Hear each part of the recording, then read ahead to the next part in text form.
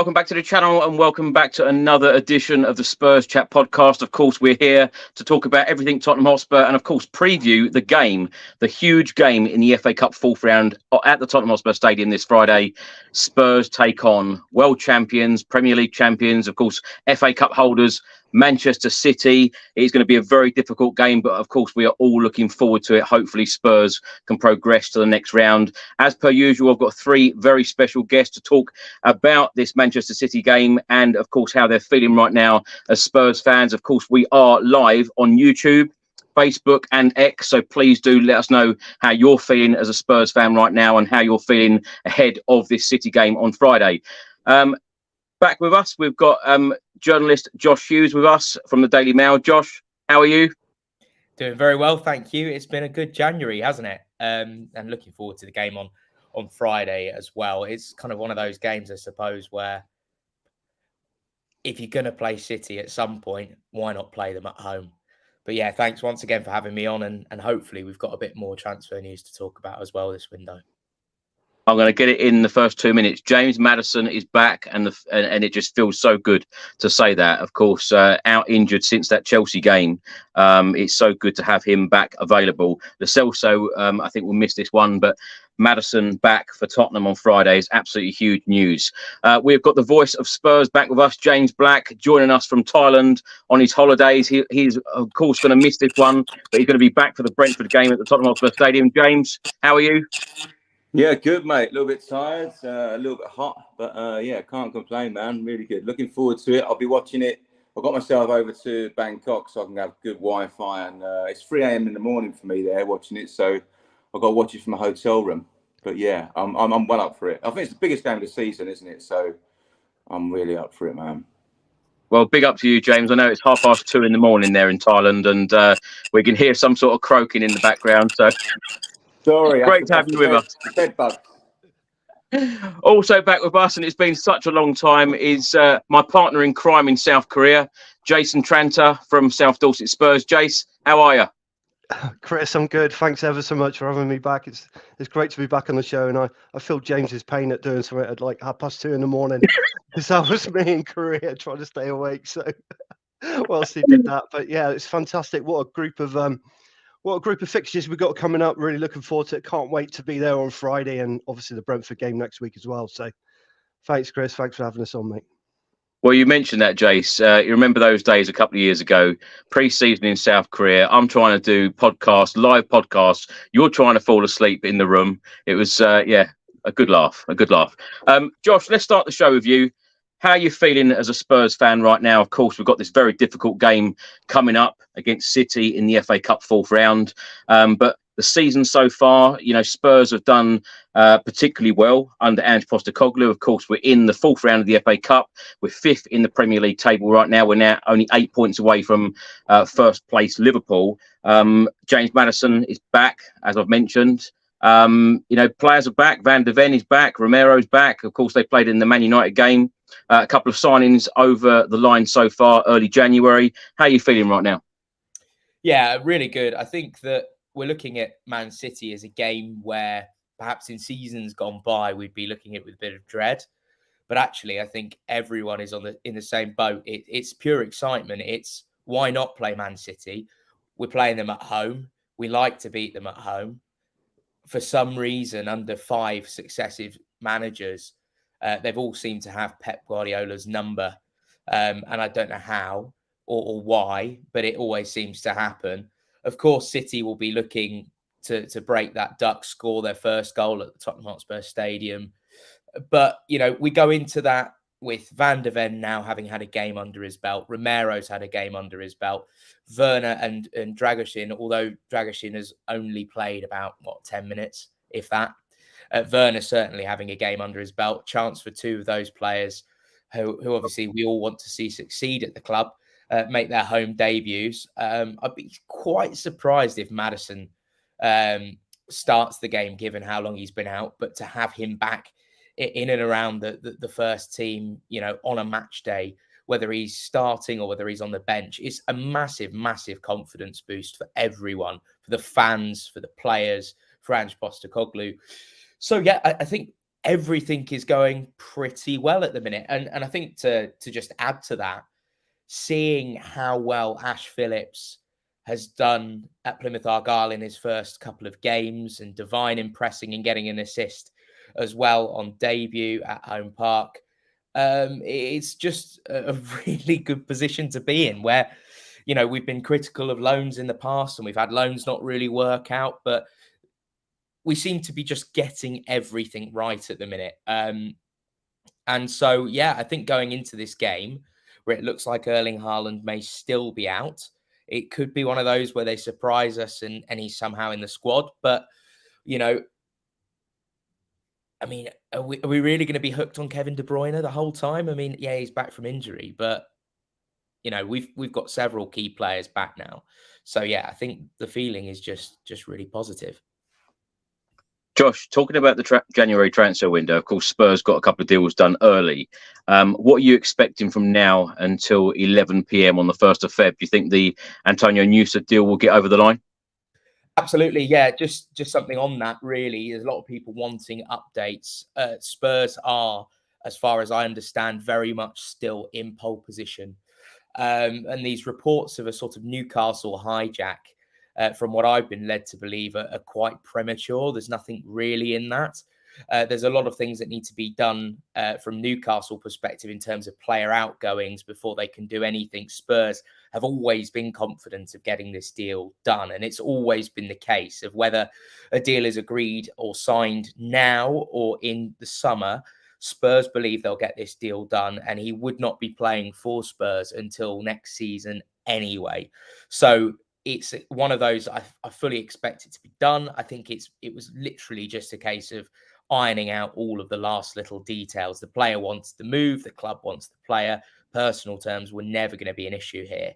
It's just, are Spurs going to buy him now, loan him back, or are we going to do kind of what we did with Basuma, which is agree the deal now, and on the 1st of July, you know, it gets done that way.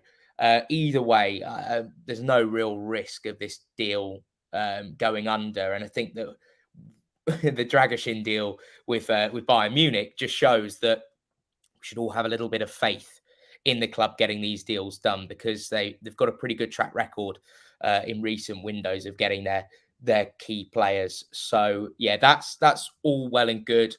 The only other thing I can see happening, and it's a massive, massive is if Tottenham receive a significant bid for Pierre-Emile Højbjerg, then Spurs may go and act and go and buy a central midfielder. Some of the players that, you know, Spurs are looking at are kind of more homegrown players. So I wouldn't expect Spurs to necessarily go for a sort of big name international kind of midfielder. Hayden Hackney from Middlesbrough is one of the players that we like. There's another young chap, 19-year-old from Blackburn, Adam, I think it's Adam Wharton, I think he's called. Yep. It's another one that Spurs really like. So I think if Højbjerg goes, that's the type of deal we're going to do. But for now, I think it's probably just Nusa. And I think that we can all be really happy with that. James, let's come to you. Of course, the mood is extremely high at the moment. And I'm going to put some of that on your doorstep, because you certainly get that crowd going, and you have done all season. You must be absolutely delighted with how the fans are engaging with your music and the way that you've made them feel this season. Yeah, man. I mean, it's amazing to be a Spurs fan at the moment, but yeah, all credit to them. I mean, the Spurs fans since the beginning of Ange's reign have been absolutely incredible. I think we've all needed this, haven't we? And how I feel as a Spurs fan right now are similar to Josh. It's everything seems to be going right. The club seems to be really connecting with the fans as well. They're working hard on that. But yeah, I mean, in regards to leading up to Man City, I'm quietly confident, but I do see this as the biggest game of the season. Definitely, I really want that FA Cup, and I think if we beat City, I think we're winning it. So I think it's a massive, massive game. So yeah, as much as I'm really buzzing, there's still an anticipation above. Otherwise, I wouldn't be a Spurs fan. But yeah, it's been awesome. The fans have been incredible. They've been incredible since I started playing there. But this season, that feeling's just it's just amazing. I'm a bit sad to be missing it on Friday, to be honest. Yeah. James, what have you made of Tottenham's transfer business so far in this window, and what else would you like to see Tottenham do in the remaining days of the window? Well, the first bit, I'm not used to that moving so fast and doing. And Ange said, didn't he? He said, I want his business done quickly. The fact that they've backed him there quickly at the start has been the best bit for me, really, because with all the injuries, suspensions, and AFCON and Asian Cup, we did need to do that. And the fact that Josh touched on that we're beating Bayern with Dragoshin, that's amazing. That's a great feeling. He come to a bigger club, didn't he? And then and also the outgoings as well on loans and stuff. They've been quick there, and they've done well that way as well. It's not just the coming in. So I've been really impressed with that. I would love to see Nusa. There's only a tiny bit with me there. Is that the replacement for Son? In the long term, that's made me feel a little bit sad, but yeah, I'd love to see Nusa come through. But yeah, I'm really impressed with it. It was I'd like to see him go out for like an out and out striker as well, but I don't know if that's the way he's going to be playing. I think he's going to be playing 3 across and swapping them. And but yeah, I was impressed. I was actually impressed with Werner, to be honest. I was impressed with his debut. I mean, I think you give him another week or so, which he's been given now with Ange, and I think we're going to really see a very impressive Werner. And the other thing I was thinking is, like, you've got, because you can't play Basuma and Sarr, so if Madders does come back, you're only missing one in that midfield, really, that would start in the 11. So yeah, I think we're looking strong for Friday, and I'm really up for it. And I think we'll get a result. Jace, let's come to you. Of course, the last couple of years have been hard. Under Ange Postecoglou in this last 6 months have been like a breath of fresh air. Of course, everyone is on a high. And when you take into consideration the amount of suspensions, injuries and other problems on and off the pitch for Ange, he's done a fantastic job, hasn't he? First part of the season was absolutely amazing to see the transformation, and not only on the pitch, but also in the stadium. You know, that first 10 games, we were absolutely flying, and we were, top of the league, close to the top of the league. And obviously the wheels fell off when we went and played Chelsea, and it generally does when we play Chelsea. And it took a little bit of time for Ange and his team to school the sort of B and C team of our sort of reserves.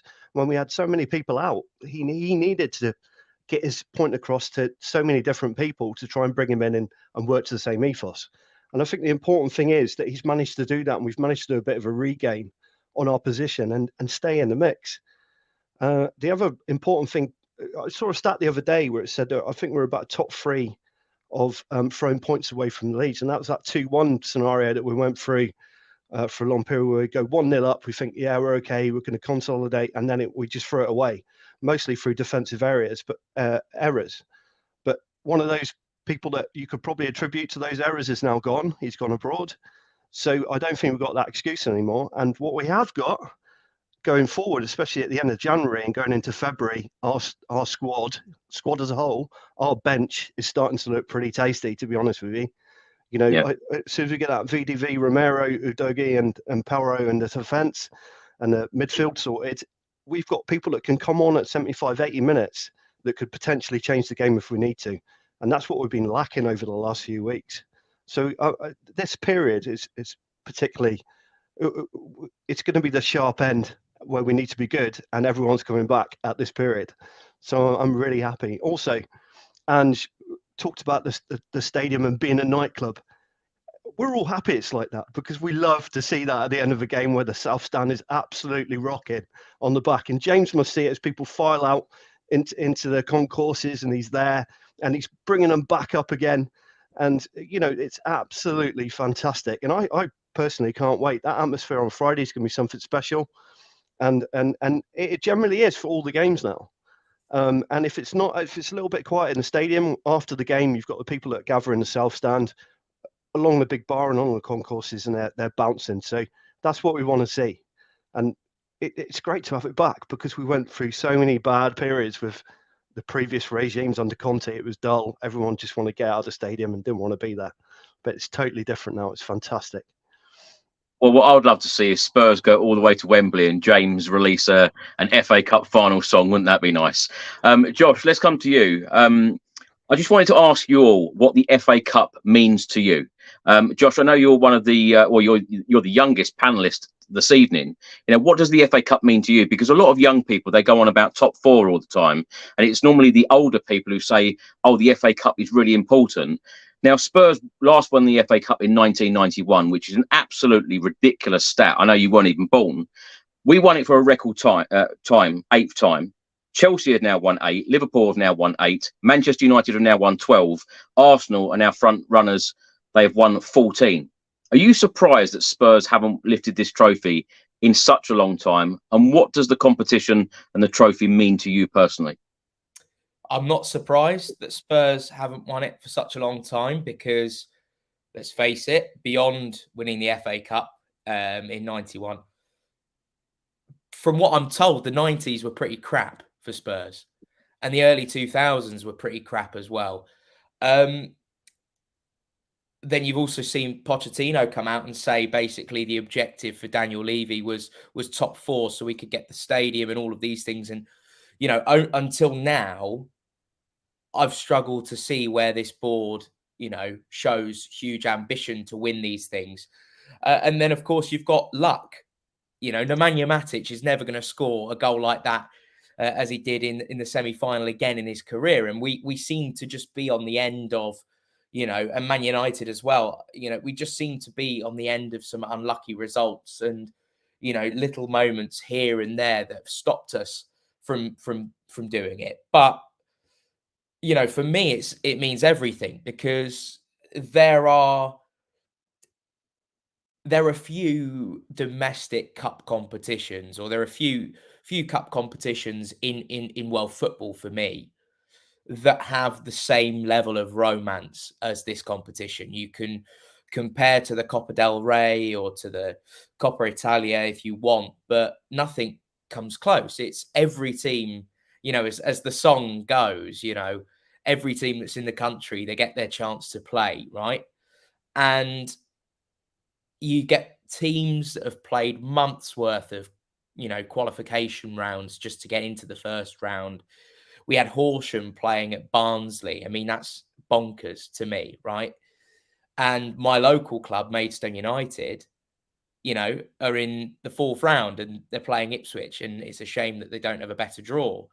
But for Spurs to win that competition, which contains every team, it's the oldest cup competition going, isn't it? Really, the longest standing domestic cup competition going, and to then go one ahead of Chelsea, go on 9, then you've got the appetite for 10. I think ultimately this team needs to win something to kind of end the curse and to, you know, for people to take us seriously as a football club and think, you know what, actually, this is a team that can go and win things now. And we should all be kind of a little bit scared of them. You know, there's always been this soft tag, this Spursy tag to go and win the FA Cup. I mean, that would just be incredible. And when you see, you know, Leicester winning it not too long ago, and they're a championship club, I know they won't be championship for too much longer, but the championship this season, you think, why not? Why not Spurs win it? And as I say, I've never seen us win the FA Cup. And for me, it's as, you know, I can take or leave the League Cup. I can take or leave the Community Shield. But the FA Cup for me is right up there with winning a European Cup or winning the Premier League. It's that level of prestige that I think is just higher than any other domestic cup across Europe, and maybe can only compare to some of the ones in South America. So yeah, I'd love to see us win it. Absolutely love to see us win it. Josh, I'm going to ask you that awkward question: Champions League football next year or winning the FA Cup? Win the FA Cup every single time. We didn't have, you know, the words draped across the old White Hart Lane, the game is about glory, just to get Champions League football. Do we really want, just if the choice was between that and winning the FA Cup, do you want to go into Europe and most likely not win that competition because you come up against Bayern Munich or whoever you end up against, and they've got more financial muscle, they've got bigger, deeper squads, etc.? Or are you taking an incredible piece of silverware and a memory that we will, cherish for the rest of our lives? It's a no-brainer for me. James, let's come to you. I know you're very similar in views about the FA Cup to me. We've spoken at length a number of times about the FA Cup, and of course, we did a preview show, didn't we, about with Kevin Campbell and Sophie Nicolau on an Arsenal podcast, and we spoke heavily about that 1991 semi-final, beating Arsenal, then of course going on to beat Nottingham Forest 2-1 after extra time. What's the FA Cup mean to you? Yeah, everything. Like it's, I think you wouldn't be a proper fan if it wasn't, you wouldn't take the FA Cup over top four. Not a proper fan, but like for me, it's like that feeling of winning something as a fan. You've got to want that. Like Josh said, it's about glory. It's about winning something. So that our question about top four or FA Cup, it's got to be that FA Cup now. It's yeah, maybe because I'm a little bit older, maybe it's that, but it's it's everything to me. That 91 was when I really got deeply rooted in Spurs, when I become completely obsessed. That run in, even the quarterfinals, obviously the semi-final was incredible. But yeah, I remember the podcast we did with him, and he said about the free kick. He was in the wall for it, wasn't he? He was in the wall for that Gaza free kick. But that commentary, that I must replay that in my head every day anyway. That sounds mad, but that he's going to have a crack. He is, I say, it just stays with me wherever I go. And then memories were just amazing. So I think because of that, and because it brought me in to be like true Spurs fan from them moments, the FA Cup is everything to me. And I think we'll get more sort of that for a new fan coming up, seeing that us win a trophy, but the same for them. So yeah, I mean, for me, it's everything. Yeah, I think Friday's the biggest game of the season. Like I said, and it's almost like a cup final to me. I really believe with the way that we play, it's like a cup team. It's like going back and forth like basketball, football almost. It's like a cup team the way Ange plays. So I think it falls in our lap if we beat City. James, do you think the majority of the fan base has changed their opinion or changed their mind in terms of Champions League football or a trophy like an FA Cup? Because it seems that when we were under Pochettino, constantly getting Champions League football, everyone was about finishing top four. But I personally feel like so many people now think that they want a trophy because we haven't had one for so long. Do you think there has been that change? Yeah, I think as the years go by, I think that monkey on your back just gets heavier and heavier as well. I think that's added to it. I also think that under Ange, I think we believe, and Josh said about the luck side of things, where there's also the luck of the draw, isn't there? Do you know what I mean? It's been 2 Premier League sides so far, but I think it has changed. Yeah, and I think it'll just get bigger and bigger until we win something now. But I'm convinced we'll win something under Ange. I'm truly convinced that we will. And the other thing is getting past Man City. Not only have you knocked out the favourites, you then got the full team coming back by the time of the next round. So this really is massive on Friday. It feels a bit like almost like a semi-final kind of scenario for me. I think if we get past them, we've got a really, really, really strong chance. Yeah, I agree. Jace, what does the FA Cup mean to you? Oh, blimey. So I'm the oldest in the room, I think. Brilliant. So back from the archives, back to black and white. So football started for me in '78. I remember seeing on the telly the ticky-tack coming down, Argentina against Netherlands in the World Cup final. And I don't remember any other games other than 81, where I found out my dad and my granddad supported Tottenham. And on a Saturday, FA Cup used to take over pretty much the whole day. They'd follow him in the coach, they'd have breakfast, whatever. And I remember sitting with my dad and he was proper excited. We're going to sit down and we're going to watch the FA Cup final. And it was just magical. It was just wonderful. I think there were 100,000 people in the stadium at the time. And it just looked amazing. It caught me again from the '78 World Cup final, seeing all these people and seeing Tottenham, and sat with my dad and thinking, I'm quite proud to sit here watching this. And obviously the first game was drawn, and then the second game I was blown away by Ricky Villa. and the whole. I think it was voted goal of the century in 2001 or something. That most beautiful, waving through past Joe Corrigan goal towards the Spurs fans.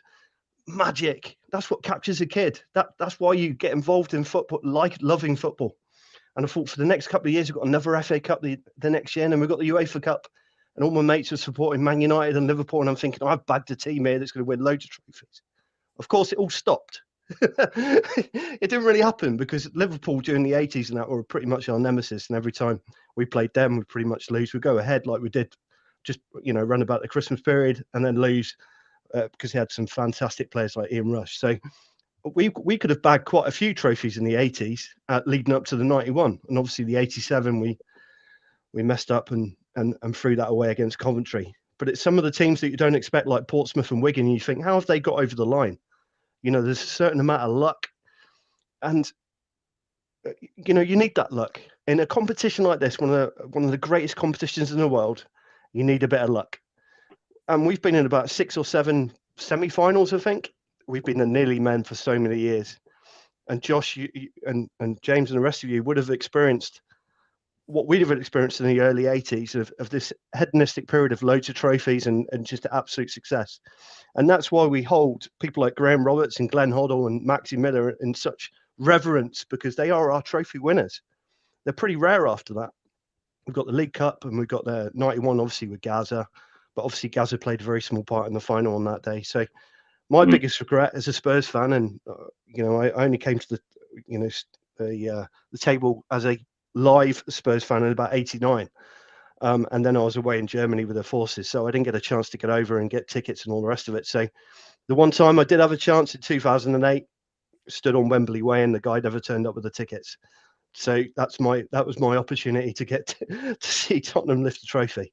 It's well overdue. 91 is so many years ago, and if we can do it, like Anne said the other day, someone asked him, what's it going to be like to pick up a trophy? And he said, I've got trophies. I've held them up. I know what it feels like. And we want to experience that. We want to get past the semi-final stage. It'd be lovely to go to Wembley for a semi-final, but let's get to the final. Let's have that chance. Let's have that little bit of luck, because it means so much to everybody. And I'll tell you what, it'd take me back to that day. I'm sat with my dad in 81 watching us, lift the cup in the replay. Absolutely fantastic. So hopefully we get through on Friday. Favourites, I don't know. We're in our own stadium, so we've got every chance, and they've not had much luck. Let's hope they don't have much luck going forward. That's our luck on Friday, and let's bring it home. Yeah, they certainly don't have much luck at the Tottenham Hotspur Stadium, and let's hope that does continue, because they've visited our stadium 5 times. They've lost 5 times. They haven't scored a goal. Josh, let's come to you. Now, the team news, as I said earlier, Madison is available. Lo Celso will miss the game. For City, De Bruyne is back. It'd be interesting to see if he will start this game. Haaland is in training. I'm sure he will feature in some capacity. Head-to-head, between the two teams in history, Spurs have won 66 games, City have won 66 games, and 37 games have finished as a draw. Now, talking about the starting 11, Josh, the Manchester United game, this is the team that Ange Postecoglou went with: Vicario, Porro, Romero, Van der Ven, Udogie, Skip, Bentancur, Højbjerg, Johnson, Richarlison, and Werner. Now, we know earlier on in the season, in the League Cup, Ange Postecoglou made 10 changes. We also know that in the 3rd round of the FA Cup at the Tottenham Hotspur Stadium, when we beat them 1-0 with Pedro Porro scoring an excellent goal, he went with the strongest possible 11 available.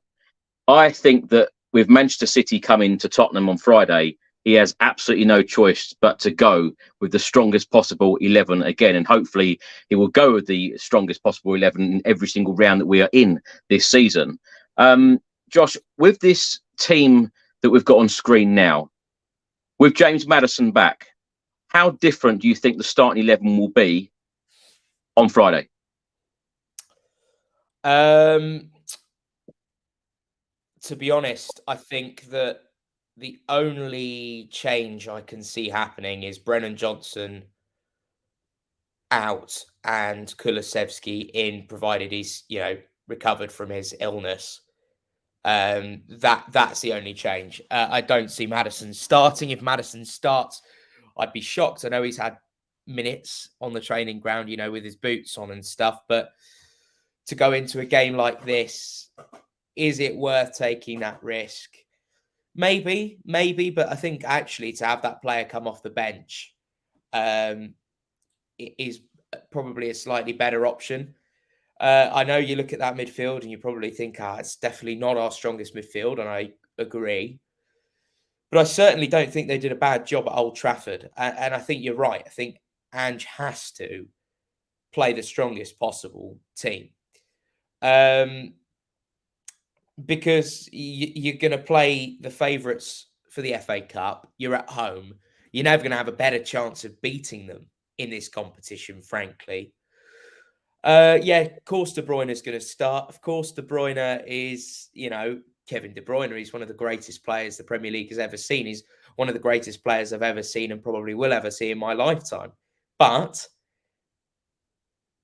all those times that Kevin De Bruyne has played against Spurs and we've still got a result against them. Just think about that.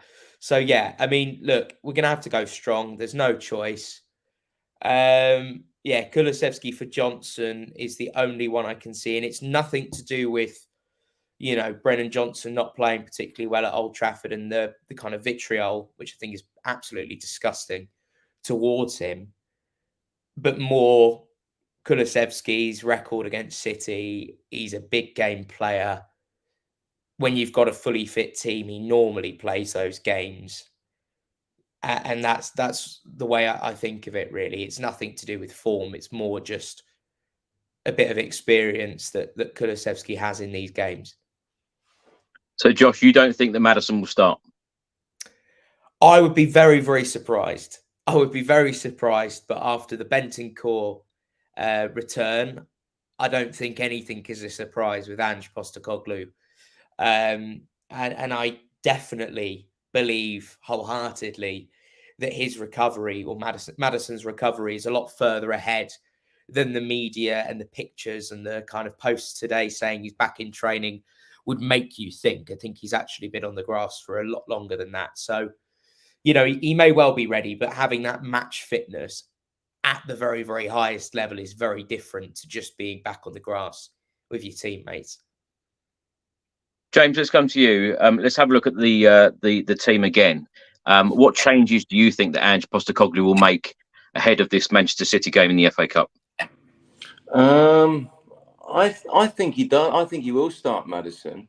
I think what Josh saying at the end there, I think he has been on the pitch a little bit longer than the media is seeing. I think the Bentancur surprise is in my mind for why they'll start him. And there's a case to, although it might be a bit too gung-ho versus City, where we could have 6, 8 and 10 of Bentancur, Maddison and Kulusevski in the midfield. That would be a dream, but also, is it a bit too gung-ho for the start versus Man City? But I'd like to see that. And that's a good option to have if we need it as well. But yeah, I think Maddison will start, if I'm honest. I think he has to, if he's ready, I think he has to start him in. Like I keep saying, it's the biggest game of the season. So for me, Maddison hopefully starts, and I think he will start. Wow, Kulusevski, Maddison, and Bentancur in midfield. That would be hell of a midfield, hell of an attacking lineup, James, wouldn't it? This is it, yeah. But like it's the FA Cup, isn't it? Like you're putting them on the back foot a little bit. There's a concern, obviously, of De Bruyne picking out that high line. That's been staying in my mind the last sort of 48 hours as a concern. But having Van der Ven and Romero at the back there is a much less of a concern as it would have been a few weeks ago. And hopefully, touch wood, without De Bruyne having Haaland to pick out, it's not going to be too bad to deal with. But yeah, I think that I'd like to see. I mean, I'd love to see that Bentancur, Maddison, Kulusevski at some point anyway in midfield. Especially when Sonny comes back. But yeah, I'd love to see that as a 6, 8, 10. Maybe it's something we do when we're chasing the game. Hopefully it won't be on Friday, but maybe it's something that you can turn to for the second half. But yeah, for me, I think he'll start Maddison. I'd like to see him start as well, obviously. Jace, who do you agree with, James or Josh? Is Maddison starting? Oh man, it's nice. It's nice problems to have, isn't it? Lovely. With Maddison coming back. I don't know. I can't see him playing. I think he'll come on later. If we, I don't know though. The Bentancur thing threw me the other week. It threw the whole stadium. So who knows what ace he's got up his sleeve, and that would be Madison. But Kulu, I prefer Kulu obviously than Johnson at the moment. Johnson's off a little bit of form, a little bit of I don't know. Kulu when he's on his top form. The thing is, Ange likes to play that high line and attacking strategy and doesn't like to back down from that. But when you play Man City, you'd like to think you play a little bit more defensive. But you see the draw that we had a few weeks ago, and we just went for it. So, although we're naturally trying to be defensive, but we don't want to be. We want to see this attacking football. So it's a difficult balance. I don't think Madison will play. I think Kulu will come in for Johnson, as we say, and that it's nice options to have from 70 minutes onwards, or 65 or whatever, if we're in a bit of trouble. But it's lovely to have a surprise on the day, isn't it? I'm going to say not, and then go, oh, how wonderful, he's back. Do you know what I mean? So we'll see. But Ange is relentless in his pursuit of positive attacking football, and if that is at the expense of a little bit of defence, then so be it. Blimey, we're going to be on the edge of the seats, aren't we? Let's face it. Come on.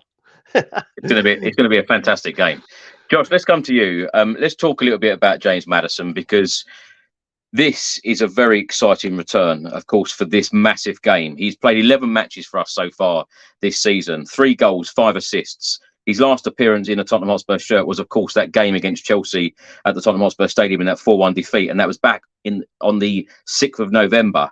He's played a total of 888 minutes for us. Shot accuracy 75%, shots 28, XG 2.8. 21 shots with his right foot, 7 with his left foot, successful passes 416, chances created in a Spurs shirt 31, successful crosses 13, fouls 130, touches 717, and touches in the opposition box 56. Josh, I'm going to ask you the very obvious question. How much of a boost is this for Tottenham having Maddison back? The answer was in the question. Of course, it's a massive boost. He has been, for me, he's been the player of the season until his injury. His impact at the club has been massive, but it's not just what he does with the ball at his feet. And the guy is, the definition of a silky footballer. The ball sticks to his feet like glue. It's unbelievable what he can do. Left foot, right foot, from distance, have a pop, breaking, the lines, unlocking the door, whatever you want to call it. That area of our attacking play where we seem to have been lacking, of course, James Maddison has all the quality and all the attributes to help us out in that department. But also his personality, his charisma, his leadership, all of that in and around that first team dressing room on match day is going to give everyone a lift. And he's a player that makes things happen. We've been missing this for a long time before he signed, and we've certainly missed it in his absence. That player that, perhaps if we're not playing too well, where we're 1-0 up, he might have a pop from range and it will be 2-0 and the game is over. It's those moments, it's the key moments. And that is, I've always felt that Maddison is a player that, both, at Spurs this season, but, in the past for Leicester as well, where just when you need that one little bit of magic, that one little thing that's going to turn the tide or the game in your favour, he's often the one that delivers it. So, yeah, massive. Let's just hope that he can stay fit now and, gives us every chance of achieving everything we could possibly want to achieve this season. James, I know, of course, you've got a couple of songs about James Maddison. Don't worry, we won't ask you to sing them. I know it's about 3:00 in the morning there in Thailand, but James Maddison, the start of his Tottenham Hotspur career, in my opinion, I knew he was a good player, but he's a lot better player than what I thought. Has he surprised you?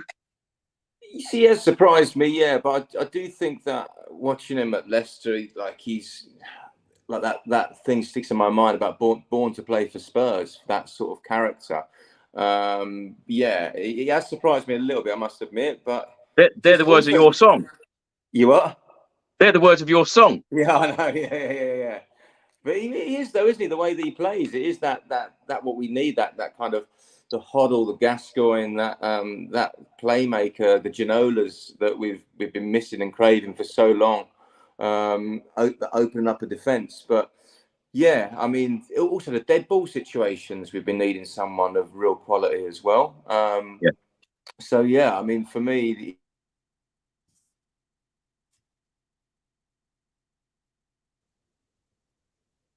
Have we lost James? I think he's frozen. Jace, let's come to you.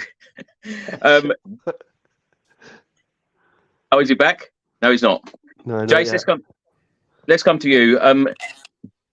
Going into this game, the last 8 games, 5 wins, 1 draw, 2 defeats, and that is since that 3-3 away draw at the Etihad in the Premier League.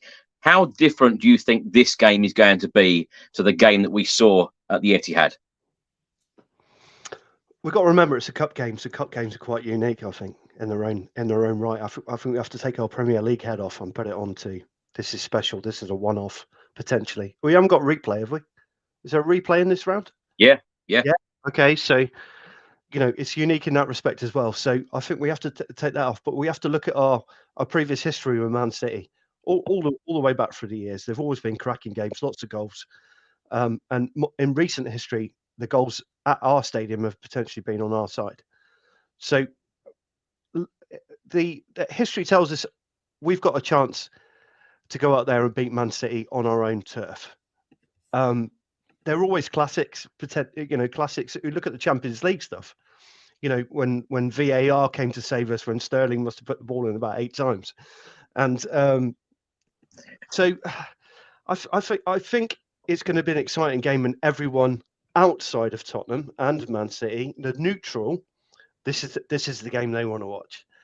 This is the best team in the world versus the team that want to be up there and play some of the most attractive football. It'd probably be 0-0 on the back of that, but never mind. But yeah, I mean, hopefully it's going to be a classic, and history will be on our side for this particular one. Josh, let's come to you. Let's talk a little bit about City, because the last time out they beat Newcastle United 3-2 at St James's Park. They were 2-1 down. And I said when they scored that winning goal, this is what champions are made of. This is how you win league titles. The amount of quality running throughout this team and this squad. Now, this is the team that Pep Guardiola put out against Newcastle a couple of weeks ago. And their last 9 competitive games, 8 wins, 1 draw. Their last defeat was on the 6th of December, a 1-0 defeat away at Aston Villa. What have you made of Manchester City so far this season? Because when you look at that team, when you look at their bench, when you look at what the manager has achieved, and plus Pep Guardiola was asked a question once they'd won the treble, what's next? And he said to score at Tottenham. What have you what have you made of City this season? And do you think they're going to win the Premier League? I think everyone jumped the gun a little bit with Man City. They've got a game in hand in the league. They went and won the Club World Cup. Of course, they were going to do that. I don't think that's a surprise to anyone. But they go 2 points behind Liverpool if they can win their game in hand. They've got De Bruyne back. They've got Haaland back. Let's not forget that they lost De Bruyne on the first game of the season. That's like Spurs being without Madison from the first game of the season. We'd still be crying out for that player. Do you know what I mean? And when a player like De Bruyne is as good as he is, I mean, he's generational. That's always going to affect a team. Yes, of course, they've got lots of quality up and down the pitch. That lineup speaks for itself. I think that anyone that is to doubt Pep Guardiola and this Man City team is an absolute fool. I mean, they are the most dominant team I've ever seen. And, I wouldn't be surprised if this Manchester City team goes on and equals some of the, what Sir Alex Ferguson did at Man United. I wouldn't be surprised if Pep Guardiola goes on to be the greatest manager in Premier League history, and that's a huge claim. But you look at Pep Guardiola and everything he's done. What's to stop them? But they seemed just like we have those teams that we always struggle against. Newcastle tends to be one of them, whether it be home or away. We always seem to struggle against Newcastle at least once a season. Same thing with Wolves. Manchester City's bogey team is Tottenham. It just is. And I think that what's going to be really important is going to be that atmosphere. If we can get it rocking, if we can get it absolutely rocking, like it does, when I look back at when we beat Arsenal 3-0 and all but secured Champions League football. Those games at the old ground when we were in that title run, Man United at home 3-0, Man City when we beat them, I think we beat them 4-1. It's a real difference maker for Spurs. We can't have 5 minutes of noise and then just go flat like we did against Chelsea. And I thought it was pretty flat for most of the Chelsea game, even though it was good at the start. It didn't really live up to the billing. We can hurt teams at home, but this is the thing I'm still, and everything you're doing, James, has been a massive help to the atmosphere and building that and creating that sense of unity at the stadium. But it's never come close to the old ground for me in terms of that. Teams come there and they're not that fear factor. I don't think has been there like it was in the old ground. But slowly, that's starting to happen now. We're starting to really make this new stadium. I say new stadium. We've been in it for ages now, but we're really starting to make it our own. And why not this Friday? We really show what we're about. We turn it into that. I hate to use the cliche term, but that fortress that we all want the ground to be. I've seen things on Twitter about potential for tifos or things like that as well, which always helps.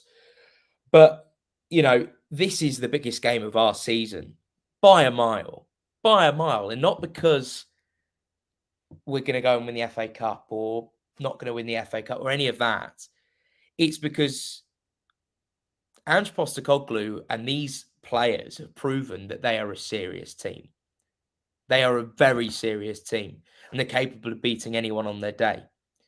I never thought I'd say that at the end of last season, but that's why this is the biggest game, because this group of players is capable of going toe-to-toe and capable of beating the best team in the world in Manchester City, because they are. And so, yeah, I'm hoping in your absence, it's a shame we can't get you on a on a flight back to Thailand from Thailand just for the game. I hope the atmosphere is amazing. I hope the ground is rocking, because we can make it really difficult for City. And then again, it all comes down to those little moments, that bit of luck. But yeah, this is huge for us, not because it's another season without a trophy if we lose, but because we really can win this competition. I tell you, Josh, I think every single fan is going to be up for it on Friday evening, because there were about 20,000 people trying to get a ticket on the day of when it went on to sale to members, and there were a lot of disappointed people. And I don't think any tickets are on Ticket Exchange right now. James, let's come to you. When you look at this starting 11 that Pep put out against Newcastle, it doesn't even include Grealish, De Bruyne and Bob, who of course got their last-minute goal or the last-minute winner in that 3-2 win. There is just quality throughout the whole of the squad, throughout the whole of the starting 11. Who worries you the most? Without De Bruyne in that team there, Doku's actually does worry me. I think he's been very impressive. Foden's been good.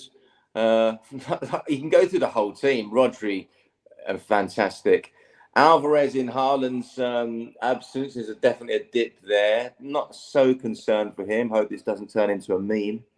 But yeah, Jeremy Doku he's a handful, isn't he? But yeah, it's wherever they turn, it's going to be a very, very tough game. And once you put that up earlier, that team, I was a little bit like, oh god, yeah, I forgot how much strength in depth they have. So there's quite a few concerns, but I think they're going to be more concerned than us. I think as much as we was here for the draw, wasn't we? And as much as I hated that draw, I think they're going to be hating it a bit even more because we are the bogey team. So yeah, there's a few players in there without even Haaland and De Bruyne that are scary to play against. But the way that we play and having them on the back foot that whole time, and they're not going to want that replay. I know it's going to be at the Etihad, but they've got so much coming up, haven't they? They could fixture congestion. Pep's not going to want that replay, so he's going to be going gung ho as well. So, and I think that plays into our hands, that opening of that game. And but to go on what Josh has said there, it is really going to be down to what these fans can create, and I believe in them for Friday 100%. Compared to how many people are trying to get tickets, but we do need a big performance from the fans to make this the nightclub / fortress for when they come. Like that 3-0 Arsenal one. I mean, that was just incredible throughout. And I think every fan, like how we're sort of saying here, knows this is the biggest game of the season, and they need to be showing that. And I totally believe they will. Jace, who worries you in that Manchester City starting 11? I think when you look at any of these teams, any teams like Man City, Liverpool, I hate to say it, Arsenal, you can pick out certain players that you think there's a booking in him, he's going to cause problems. Rodri's a key for me. Generally, when Rodri's not around, they tend to underperform if that's at all possible. But when he's back in the squad, he seems to bring everybody together, and that's one of the key players for me. Their forward line is always daunting. Foden is just remarkable. Alvarez, again, I don't know too much about him. I've seen a little bit of him, but again, if he's off the pitch, then we got all the rest to come in as well. So it's not as if we haven't beaten teams like this before. So I don't think we can be too scared. But at the same time, you look at it and go, how are we going to get through this lot? Nathan Ake is always good from corners and with his height. Generally scores, in set pieces. So I don't know really. It's again, they're going to be going all out not to get the replay, and we're going to go all out because we want to win it in the style that we want to play. So it's it depends how strong our benches are, I think, and who the key players are. If we're at 75 minutes and we've not made a breakthrough either side, I think that last period of the games is going to be, it could be like a basketball game. We both want to win it, don't we? We don't want to replay. So, do you think Pep's going to give his players a bonus if they actually score a goal? It's nice to see that stat, though, isn't it? For one of the best teams in the world that can't score at the Tottenham Hotspur Stadium. Blimey, everybody else seems to score. Look at Bournemouth, people like that. So, no disrespect to them, but there's many teams that have managed it, and it's a strange one. But I'm glad we're their bogey team. I think Norwich, Newcastle, and a few others have always been ours in the past. So, yeah, it's set up, isn't it? I just hope De Bruyne gets a twisted sock before Friday, and Grealish, I don't know, pulls a limb or so. Pulls one of his huge calf muscles. But yes. Well, they certainly want to win every single competition they're in, and they've got real quality, as we know. If it is a draw, it will go to a replay to the Etihad Stadium. Paul Tierney is the referee for this game. He has refereed 16 matches so far this season, giving out 3 red cards and 58 yellow cards. He was also the referee in last year's FA Cup final. His assistants will be Adrian Holmes and Scott Ledger, VAR Tim Robinson, assistant VAR Jared Gillett and Simon Bennett, and the fourth official will be Darren England. Now, before I get your score predictions for this game, let's hear from former Tottenham Hotspur and England midfielder and Match of the Day pundit Danny Murphy on this match. Hi, Chris, and everyone on the Spurs podcast. It's Danny Murphy here. My thoughts on the game on Friday are I'm a little bit worried. I was disappointed when Gary Mabbott drew City out for everyone at Tottenham, mainly because of the players you got missing. Good cup run everyone wants, but now you've drawn the best team in Europe, and that's always difficult, even if you had everyone fit. So I'm a bit concerned that City now have put their foot to the gas and starting to look like City of last season, which is a little bit concerning for everyone else. But fingers crossed that Tottenham can produce a performance. They've been wonderful this season. My thoughts on Spurs this season, it's been a breath of fresh air. It's been great to watch. There's a clear identity. The fact they've continued to get results, even though all those players have been away or been suspended or been injured, like Madison, for example, you can see a clear method of play and a clear identity in what they're trying to do. It's high risk, high entertainment, but it really is great to see and great to watch. And I think it's the best way you'll get success. So it's going to be a real difficult game, but fingers crossed that Man City aren't bang at it and they have a few injuries. Don't know if Haaland's back yet. We'll have to wait and see. In terms of Man City this season, I think a few of their new signings have taken a little time to settle. We haven't seen much of Nunez, the lad from Wolves. Doku's done okay. I don't think Guardiola has settled as well as we thought. He's a terrific player, but he's still adapting to the Premier League. And maybe because a few of the signings have taken their time to settle, and there's been a lot of changes in the back line for City early in the season, but they're still there or thereabouts. And this is the quality of the squad they've got, the wonderful talent in creative areas. They've now got De Bruyne back. Haaland's training again, so he's not far away. And it's concerning for everyone else that they haven't had that good a half to the season, and they're still in every competition and playing better again, especially now De Bruyne is back, what he did when he came on against Newcastle. So City are still the favourites for probably every competition they're in because of that abundance of talent they have, especially in attacking areas. Arguably the best striker in the world and the best creative midfield player in the world. So it's going to be an interesting second half to the season to see if they do what they always do, which is play tremendous football and be ridiculously consistent. So yeah, there's more to come from City, that's for sure, even though the first half of the season hasn't been wonderful. The two new signings, Werner is a good bit of business. I think it's competition for places. He's dynamic, he's quick, tremendous work ethic. I don't think he's miraculously going to overnight become really productive and have wonderful end products, but I think he'll add competition and he'll add intensity to that front line, especially while you've got Son away and if you have injuries to others. So I think it's a clever bit of business for the money spent. Dragerson I've only seen a little bit of in terms of doing a bit of research on him. He looks a real physical presence, quick. He's a nice footballer, the bits I've seen. He can play through the lines. He's calm on the ball. And he can defend, and that's what you want from a centre-half. He looks like he's somebody who could play in a 3 or a 2. He's good on set play, especially in the opposition box, a bit like Romero. He wants to get on the end of things and score some goals.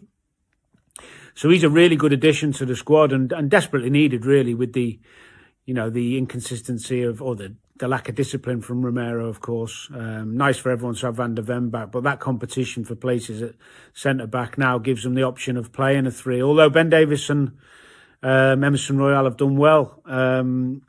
But yeah, score prediction. I'm going to go 2-2. I'm going to go a high-scoring draw. I hope not. I hope I'm wrong. I hope Tottenham can beat them. But I think City will get a draw and take them back to Man City and probably, unfortunately, knock you out. But I hope I'm wrong. Take it easy, boys. Many thanks to Danny Murphy for those comments. Josh, let's come to you and get your score prediction. And I'm going to just point out key words there from Danny Murphy. Worried, concerned, fingers crossed, great to watch. City are favourites. He's gone with 2-2. Hope I'm wrong that City will knock us out at the Etihad. What are your thoughts? What's your prediction?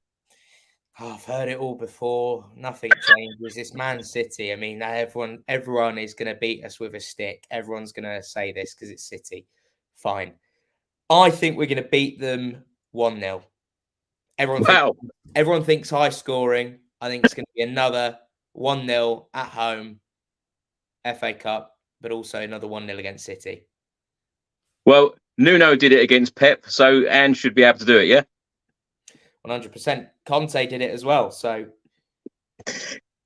Love it. Love it. Love the positivity. James, what are you going with?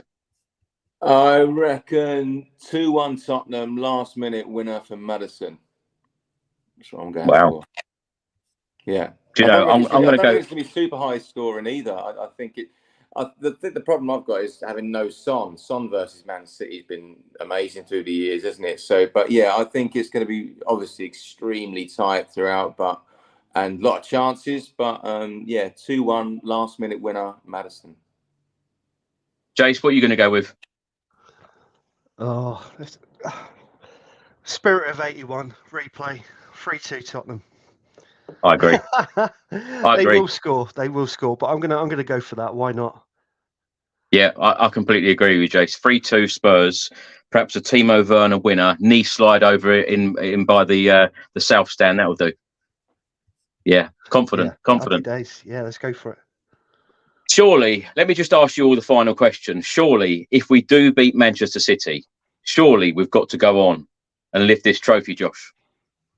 Well, of course, but it's one of those things that amongst all the positivity, it's still Tottenham, and I've never seen us win the FA Cup. It's been a long time now. 2008 could not feel further away in the past. So until we actually break that duck, until we actually do it, I'm always going to say I can't see us doing it. But that's down to these players, down to the manager, and I have full faith in them. But yeah, we just have to wait and see. Fingers crossed. Josh, you going to the game? Absolutely. Silly question. I've had my work shift swapped. I was meant to be working that evening, and I begged one of my colleagues to swap the shift with me so I could go in early, so I could make the game. And so we're never going to have City at home in the cup again, probably. So I've got to be there for it. James, wouldn't it be nice to see Heung-min Son, Ange Postecoglou and co lift that trophy if we beat City? Yeah, I mean, if we beat them, I think we're favourites as well, aren't we? I honestly believe we've got a really good chance of winning that cup now. It's just getting over this hurdle, but that group of players, a different feel around the club, and that group of players as well, there's a resilience there. And having Van de Ven and Romero and Vicario at the back with Udogie and Porro, there's a resilience there to this team. I definitely feel a difference there when they're going out on the pitch. So yeah, it'd be amazing to see, wouldn't it? I mean, it's every dream that I live. You know what I mean? So yeah, I still think we'll go through. I think we'll win the cup. I do think we will. I think we'll beat City at the weekend, and I think we'll go on to win it. But that's how my brain kind of goes that way. Yeah, to Son to lift that cup. Wow, schoolboy stuff. You better get right in that song, James. Oh yeah, it's up there, man. It's up there. Don't worry. Jace, I know you'll be going to the Tottenham Hotspur Stadium Friday. What time will you be leaving Dorset to go to Tottenham? I'm going from work, so about 2:00 in the afternoon, I think it is, to get up on the train and then get to London. The bad one, well, what's the bad one? I'm trying to think now. Brentford again. That's a 5:30 start the next morning. That's horrible.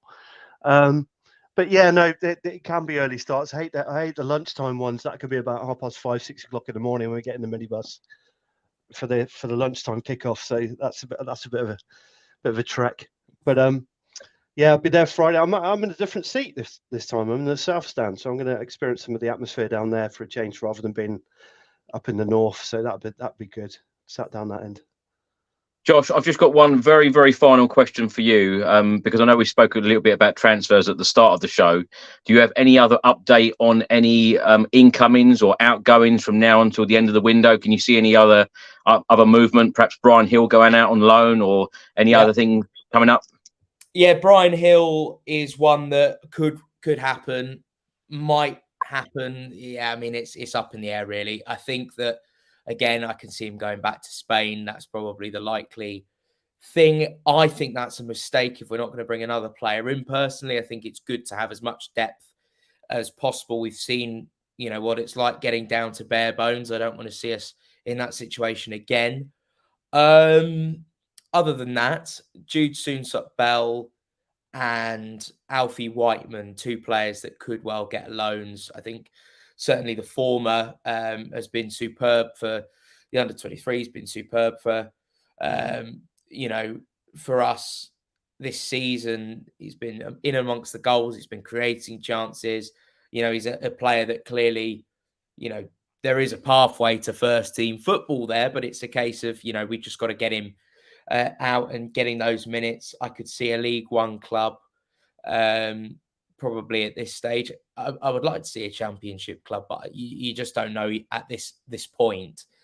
And the other one, I mentioned Adam Wharton earlier, the Blackburn player. So Spurs still like him, even though Palace have put in a bid today around £15 million. And another player that Spurs will be looking at is Jonathan Rowe from Norwich. Again, I don't see us doing anything now for him. I think he's just one of many clubs that are looking at him. But yeah, as I say, it's going to be Højbjerg, it's going to be Hill, it's going to be a few players moving out on loan. I don't expect us to sign a striker. I think that's going to come in the summer. It's going to be a bigger money move. I think Solanke's a player that we really like, and we may go in for him in the summer. But yeah, I think for now, in terms of immediate impact, we're probably not going to see anyone come in that, to make an immediate impact, unless obviously there's big money for Højbjerg. But it's nice to be one of the only teams not hamstrung by FFP this window, even if our owner has pleaded guilty to some of those charges over in the States for the insider trading. It remains to be seen, I suppose, what happens to the club from that. Josh, thank you so much for your time this evening. You've been a wonderful guest as per usual, and look forward to having you back on in the very near future. Where can people find you? What are you up to at the moment? Yeah, Mail Sport, just AFCON, Premier League, you name it. We'll be with you every step of the way on deadline day and in the final week of the window as well. And hopefully, a few more bits of good news for Spurs, and hopefully some bad news for Arsenal and all the others. But at Josh Hughes TV on Twitter as well, if you enjoy listening to me natter on about Spurs. Absolutely. Well, thank you so much, Josh. Thanks, Pleasure having you back. And James, you look like you need to get back to bed. Thank you so much for joining us, and hopefully you'll be writing more songs, and hopefully you'll be writing that FA Cup song. Yeah, man. Yeah, I mean, I'm gutted to be missing this. I couldn't change it with the booking agent to get my flight back for the game. I was ready to come back for the Saturday, basically. When they changed it to Friday, I can't make it. I'm gutted about that, but I'm back for Brentford at the White Hart Bar, and there'll definitely be some new tunes, man, and the FA Cup final song as well. James, where can people find you if they want to visit your social media pages? There's all the Voice of Spurs here for Facebook, Twitter, Instagram, TikTok, across YouTube, all of them. So, yeah, thanks for having me on, man. I've enjoyed it, and I will be going straight back to bed. Thank you so much, James. Get a good night's sleep. And Jason, absolute pleasure to have you back. Don't leave it so long next time. It's always a pleasure having you here. Thanks, tell everyone about your pages. Tell everyone about South Dorset Spurs. Yeah, so South Dorset Spurs, if you want to follow the journey, the 8 hours round trip that we do on Twitter, on X now, actually, on at Spurs South. The wonderful Tony put some great updates on there. It's very funny. I'm on Instagram and YouTube now, just for a little place to put all my videos when I go traveling and watching the football. SDS_COYS. And you can catch us on Facebook. That's run by Lee, the Dorset Spur, and under South Dorset Spurs on Facebook. So, yeah, I look forward to seeing everybody when we can at the stadium on Friday and next week. And thanks for having us on, Chris. It's a real pleasure as always. Enjoy the game, Jace. Thanks so much for coming on again. Jason, Josh, James, thank you so much for your time. Hopefully Spurs can get the win on Friday evening. I'm sure that stadium will be absolutely buzzing on Friday evening. I'm really looking forward to it. Join us straight after the game for another edition of the Spurs Chat Podcast. Thanks so much for watching. Thanks so much for listening. If you don't subscribe to the YouTube channel, please do hit that subscribe button, and I'll see you again soon. Come on, you Spurs.